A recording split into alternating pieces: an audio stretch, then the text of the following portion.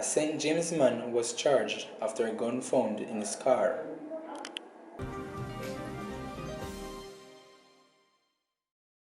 A man has been charged after police said a search of his vehicle revealed an illegal gun and ammunition. Charged for illegal possession of firearm and illegal possession of ammunition is 25-year-old Sheldon Block, a laborer of Bogue Hill, St. James.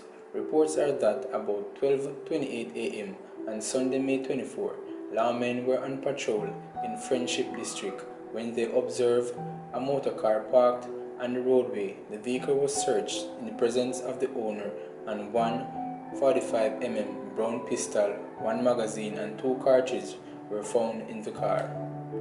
His court date is being finalized.